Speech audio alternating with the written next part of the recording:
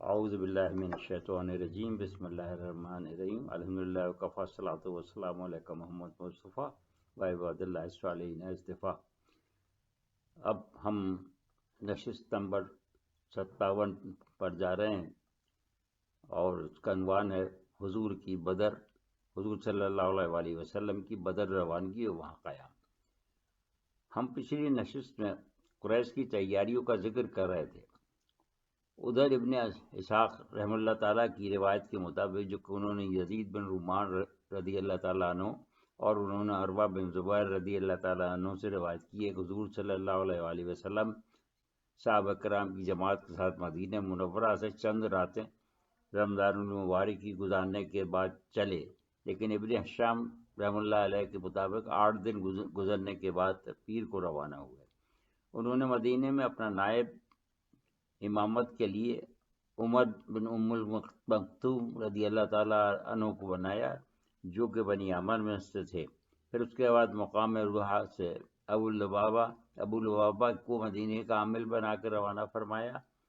ابن اسحاق رحمہ اللہ علیہ کے مطابق حضور کے سامنے 2 پرچم تھے، ایک حضرت علی بن ابی طالب رضی اللہ تعالیٰ عنہ کے ہاتھ میں، اور دوسرا ابن ہشام کے قول کے مطابق سعد بن معاذ کے رضی اللہ تعالیٰ کے ہاتھ میں، جبکہ ابن اسحاق رحم اللہ علیہ نے نام نہیں لکھا، البتہ یہ لکھا ہے کہ دوسرا انصار کے ہاتھ میں تھا، اور سوارے کے لیے 70 اونٹ تھے، جن پر میں حضور صلی اللہ علیہ وسلم کے سب باری باری سوار ہوتے تھے، اور لشکر کے پچھلے حصے پر قیس بن ابی چعصہ رضی اللہ تعالیٰ عنہ، جن کا تعلق بنی مازن سے نگراں تھے۔ مدینہ سے مکے کی جانب آپ پہاڑی راستہ سے روانہ ہوئے، پھر عقیق، پھر ذل حلیفہ، پھر اولاد الجیش سے گزرے، پھر آپ تربان ملل، امیس الحمام، سخیر الیمام اور سیالہ ہوتے ہوئے فج الروحہ پہنچے۔ اس کے بعد شنوکا پر عام راستہ اختیار کیا، یہاں تک کہ آپ عرق الزبیہ میں تشریف فرما ہوئے۔ یہاں پر ایک بدو ملا، اس سے قریش کے بارے میں پوچھا، مگر اس کو کوئی خبر نہ تھی۔ اس سے کہا گیا کہ رسول اللہ صلی اللہ علیہ وسلم کو سلام کرو، یہ ہمارا طریقہ ہے۔ اس نے سلام کیا، پھر آپ نے وہاں سے کوچ فرمایا تو المنصرف پہنچے، اور وہاں پر مکہ کا راستہ بائیں طرف چھوڑ دیا اور النازیہ کی جانب سے بدر کا راستہ اختیار فرمایا۔ پھر ایک وادی کو قطع کیا جو صفرا کی تنگ گھاٹی اور النازیہ کے درمیان ہے، اور اسے الحقان کہتے ہیں۔ وہاں سے صفرا پہنچے تو عمرو جہنی اور عدی بن ابی زغا رضوان اللہ تعالیٰ علیہ کو بدر کی جانب روانہ فرمایا تاکہ وہ قریش کی نقل و حرکت کا پتہ کر سکیں۔ اس کے بعد وادی زفران سے گزر کر وہیں قیام فرمایا۔ وہاں آپ کو قریش کے بارے میں اطلاع ملی کہ قریش اپنے قافلے کی حفاظت کے لیے نکل پڑے ہیں۔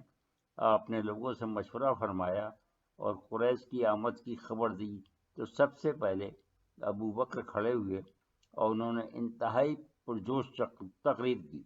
اس کے بعد عمر بن خطاب رضی اللہ تعالیٰ عنہ اٹھے اور انہوں نے بھی بہت عمدہ تقریر فرمائی۔ پھر مقداد بن عمر اٹھے اور انہوں نے بھی کہا کہ یا رسول اللہ صلی اللہ علیہ وسلم، جو آپ کو حکم ہوا ہے وہ بتائیے، ہم آپ کے ساتھ ہیں۔ واللہ ہم موسیٰ علیہ السلام کی امت کی طرح یہ نہیں کہیں گے کہ آپ اور آپ کے رب جائیں اور جنگ کریں، اور بے شک ہم یہاں بیٹھے رہنے والے ہیں، بلکہ ہم کہیں گے کہ آپ صلی اللہ علیہ وسلم اور آپ کا پروردگار دونوں چلیں اور لڑیں، ہم بھی آپ کے ساتھ ہو کر لڑیں گے۔ قسم ہے اس ذات پاک کی جس نے آپ کو نبی بنا کر بھیجا ہے، اگر آپ ہمیں برق الحمات، یمن کا یہ مقام تک بھی لے چلیں تو ہم آپ کے ساتھ دیں گے، یہاں تک کہ آپ وہیں پہنچ جائیں۔ رسول اللہ صلی اللہ علیہ وسلم نے ان کی تعریف کی اور ان کے لیے دعا فرمائی اور دوبارہ فرمایا، اے لوگوں مجھے مشورہ دو اصل میں حضور صلی اللہ علیہ وسلم کا روح سخن انصار کی طرف تھا، کیونکہ انہوں نے بیعت عقبہ کے موقع پر یہ تو ذمہ داری لی تھی کہ جب آپ ہماری بستیوں میں پہنچ جائیں گے تو آپ ہماری ذمہ داری ہوں گے، اور ہم اس طرح آپ کی حفاظت کریں گے جس طرح ہم اپنے بچوں اور عورتوں کی حفاظت کرتے ہیں۔ لہذا حضور کو صلی اللہ علیہ وسلم کو یہ خدشہ تھا کہ ممکن ہے کہ انصار کہیں یہ نہ سوچیں کہ ان کی ذمہ داری تو صرف اس صورت میں ہے جب کوئی مدینے پہ آ کر حملہ آور ہو، نہ کہ مدینے سے باہر نکل کر کسی سے جنگ کریں۔ جب دوبارہ حضور صلی اللہ علیہ وسلم نے یہی الفاظ دہرائے تو سعد بن معاذ رضی اللہ تعالیٰ عنہ کھڑے ہوئے اور استفسار فرمایا کہ کیا حضور کا روح سخن ہماری طرف ہے؟ حضور نے فرمایا نعم، ہاں۔ انہوں نے جواباً فرمایا کہ بے شبہ ہم آپ صلی اللہ علیہ وآلہ وسلم پہ ایمان لا چکے ہیں، ہم نے آپ کی تصدیق کی اور گواہی دی کہ جو چیز آپ نے ہمارے سامنے پیش فرمائی ہے وہ حق ہے، اس پر ہم آپ کو قول دے چکے ہیں اور آپ کی فرمان برداری اور اطاعت پر پختہ وعدہ کر چکے، اس لیے یہ یا رسول اللہ آپ جہاں چاہیں تشریف لے چلیں، ہم آپ صلی اللہ علیہ وآلہ وسلم کے ساتھ ہیں، اس ذات کی قسم کہ جس نے آپ صلی اللہ علیہ وآلہ وسلم کو سچائی کے ساتھ مبعوث فرمایا، اگر آپ صلی اللہ علیہ وآلہ وسلم سمندر بھی سامنے لے آئیں اور اس میں داخل ہوں تو ہم آپ صلی اللہ علیہ وسلم کے ساتھ داخل ہو جائیں گے اور ہمارا ایک شخص بھی پیچھے نہیں ہٹے گا۔ ہم یہ بات ناپسند نہیں کرتے کہ کل آپ صلی اللہ علیہ وسلم ہمیں ساتھ لے کر دشمن کے مقابل ہوں، ہم جنگ کرنے کے لیے بڑے مضبوط اور مقابلے میں کامل ہیں۔ امید ہے کہ اللہ ہماری جانب سے ایسے کارنامے دکھائے گا جن سے آپ صلی اللہ علیہ وسلم مطمئن ہو جائیں گے۔ غرض آپ صلی اللہ علیہ وآلہ وسلم ہمیں ہمراہ لے چلیے۔ حضور صلی اللہ علیہ وآلہ وسلم سعد کی تقریر سے بہت خوشی ہے اور دعا فرمائی، پھر اللہ تعالیٰ کی حمد و ثنا کے بعد ارشاد فرمایا کہ چلو اور خوش ہو جاؤ کہ اللہ نے مجھے دونوں گروہوں میں سے ایک کا وعدہ فرمایا۔ واللہ اس وقت میں بے شبہ ان لوگوں کے بچھڑنے کی مقامات دیکھ رہا ہوں۔ پھر رسول صلی اللہ علیہ وآلہ وسلم نے زعفران سے کوچ فرمایا اور ان پہاڑوں میں سے چلے جن کا نام الاصافر تھا، وہاں سے ایک بستی کی جانب رخ فرمایا جس کا نام الدبا تھا، اور الحنان کو جو ایک ٹیلا بڑے پہاڑ کی طرح تھا سیدھی جانب چھوڑ کر بدر کے قریب نزول فرمایا۔ پھر حضور صلی اللہ علیہ وآلہ وسلم حضرت ابو بکر رضی اللہ تعالیٰ عنہ کی معیت میں ایک قریبی بستی میں ایک بوڑھے عرب کے پاس تشریف لے گئے اور ان سے قریش کے بارے میں دریافت کیا۔ بوڑھے نے یہ شرط بطور معاوضہ رکھی کہ پہلے آپ یہ بتائیں کہ آپ ہیں کون۔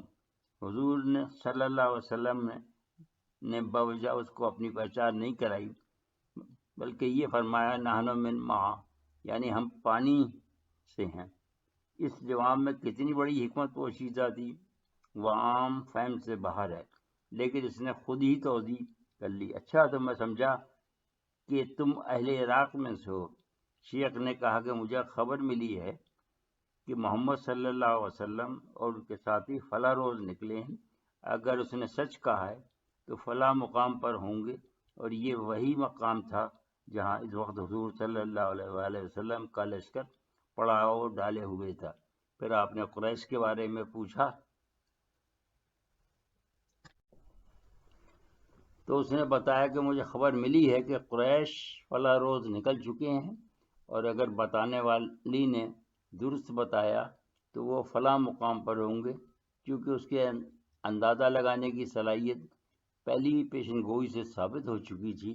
لہذا حضور صلی اللہ علیہ وآلہ وسلم وہاں سے واپس تشریف لے آئے۔ ابن ہشام رحمہ اللہ علیہ نے اس بوڑھے کا نام سفیان الزمری تحریر کیا ہے۔ ابن اسحاق رحمہ اللہ آگے بیان فرماتے ہیں کہ پھر حضور اپنے صحابہ کی طرف پلٹ آئے شام کو علی بن ابی طالب رضی اللہ تعالیٰ عنہ، زبیر بن عوام رضی اللہ تعالیٰ عنہ اور سعد بن ابی وقاص رضی اللہ تعالیٰ عنہ کو ایک جماعت کے ساتھ بدر کے چشمے کی طرف روانہ فرمایا تاکہ پانی لینے آنے والوں سے قریش کا پتہ کریں۔ انہیں پانی لینے جانے والی ایک جماعت ملی جو کہ بنی الحجاج کا غلام اسلم اور بنی العاص بن سعید کا غلام ابو بسیار تھا۔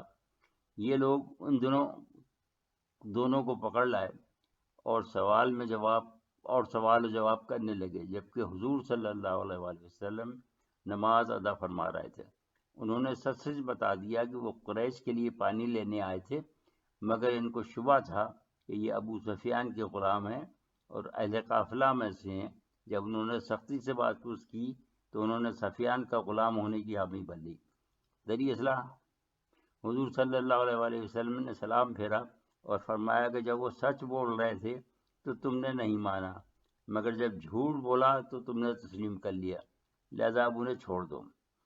پھر رسول صلی اللہ علیہ وآلہ وسلم نے ان سے استفسار کیا کہ تم مجھے قریش کے بارے میں خبر دو۔ وہ لوگ بولے، وہ سامنے والے ٹیلے اقنقل،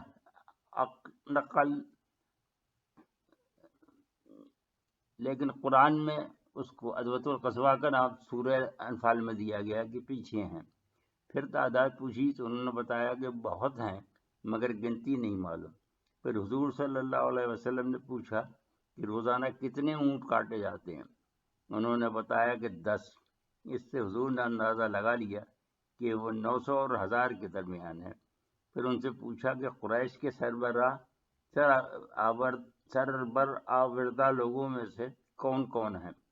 انہوں نے بتایا کہ عتبہ بن ربی، شیبہ بن ربی، ابو الجنتری بن حشام، حکیم بن حزام، نوفل بن خویلد، الحسن بن عامر بن نوفل، تیمہ بن عدی بن نوفل، النضر بن حارث، زمہ بن الاسود، ابو جہل بن ہشام، امیہ بن خلف، حجاج کے 2 بیٹے نبیہ اور مبیہ، سہیل بن عمر اور عمر بن عبدود۔ یہ سن کر رسول صلی اللہ علیہ وآلہ وسلم نے حاضرین سے فرمایا کہ انہوں نے تمہارے سامنے اپنے جگر کے ٹکڑے ڈال دیے ہیں۔